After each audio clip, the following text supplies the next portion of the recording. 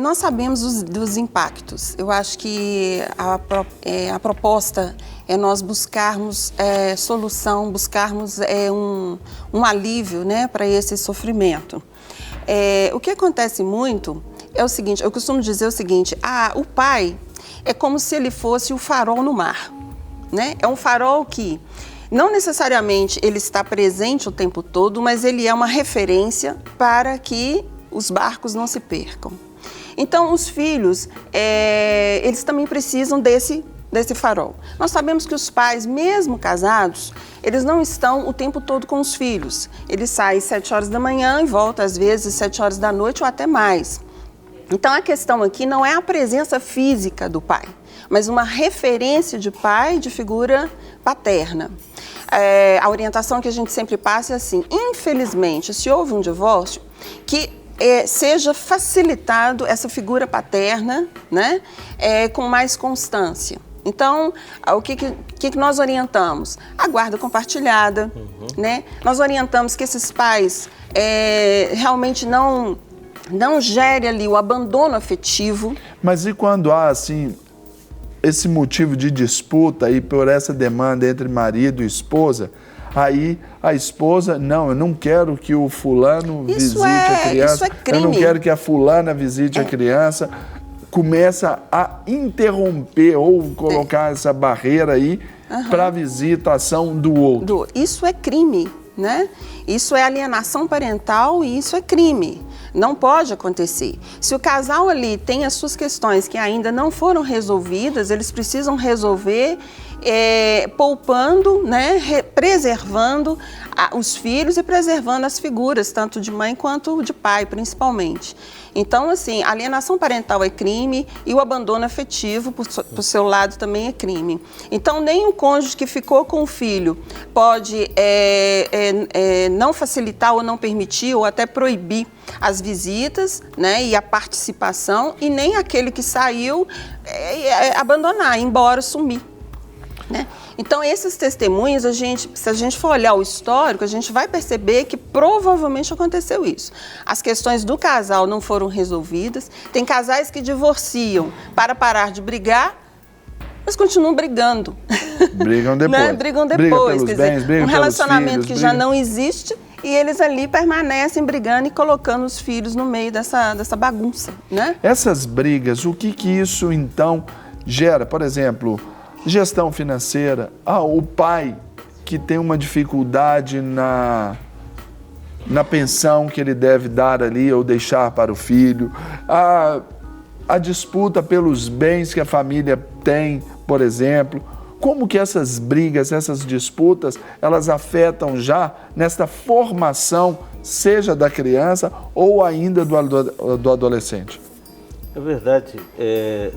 Quando o casal continua brigando, após o divórcio, é porque eles não divorciaram ainda.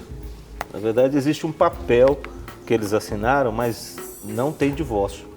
Eles continuam juntos e tentando, com essa briga, se acertar. Essa briga é para que eles consigam uma conciliação, uma reconciliação, talvez.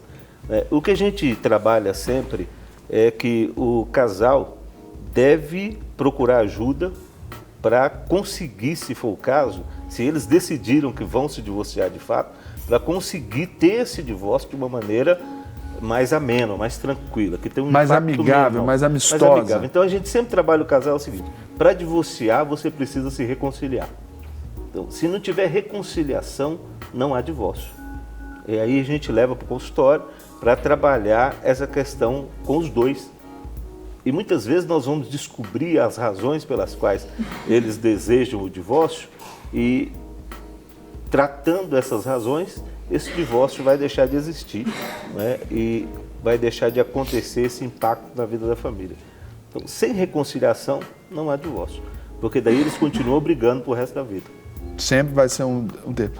Agora, eu falei aí das disputas financeiras, e quando o filho é essa disputa entre o casal? Aí eu acho que piorou tudo, né? Com certeza. De novo, é a questão da imaturidade, a questão do adoecimento de ambas as partes, de usar esse filho para competir. Legalmente, o que acontece? Como você mesmo disse, em geral, os filhos ficam com a mãe.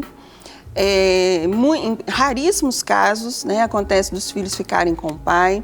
A proposta é que seja uma guarda compartilhada para que fique 15 dias com um, 15 dias com o outro, para que possam ambos participarem da educação, né, dessa finalização de educação desse pré-adolescente e desse adolescente. E para que esse vínculo afetivo não se perca, né, tanto de um lado quanto do outro.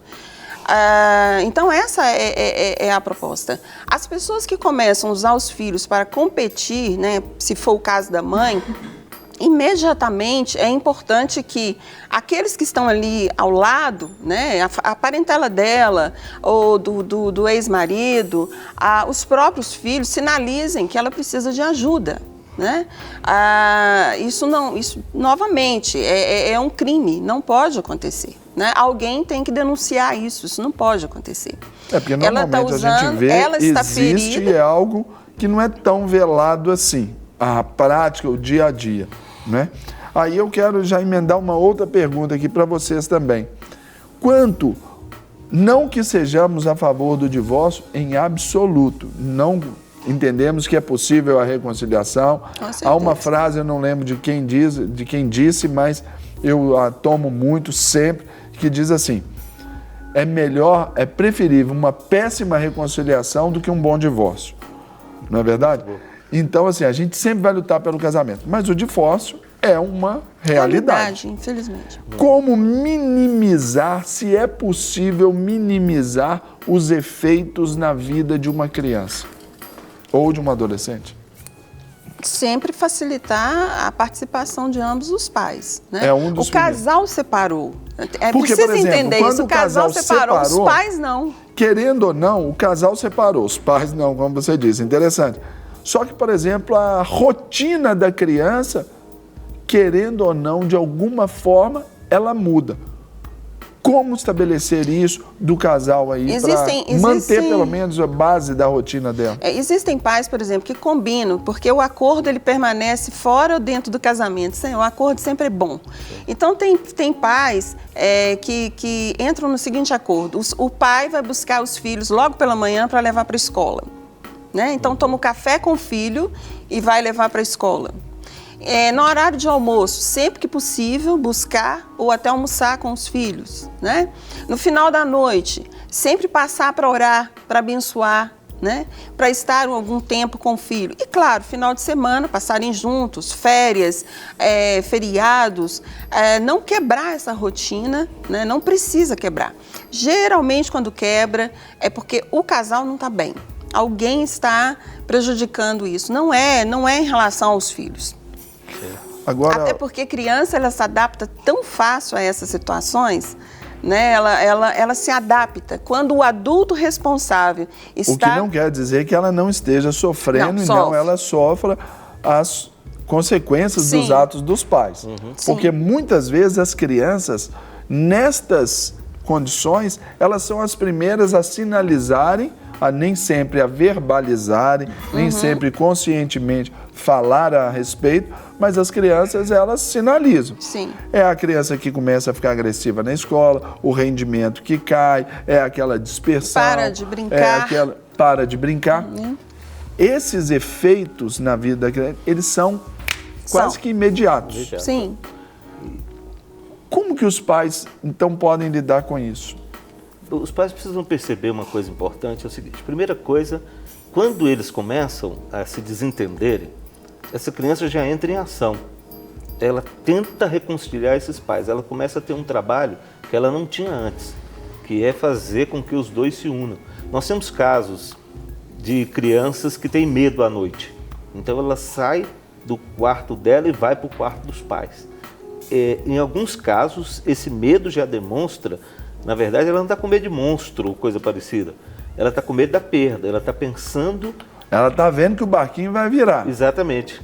Então, ela não dorme... Como a Maria falou, o farol não está referenciando bem, né? Ela está meio ali no mar da vida, ela está meio à deriva ali. Então, esse é um sinal fortíssimo. A discussão dos pais em casa, mesmo que eles tentem esconder, a criança capta, ela pega. E aí ela sai da sua cama e vai para a cama dos pais. Geralmente ela vai deitar entre eles, porque ela quer fazer a ligação dos dois. Então a preocupação dela começa muito antes.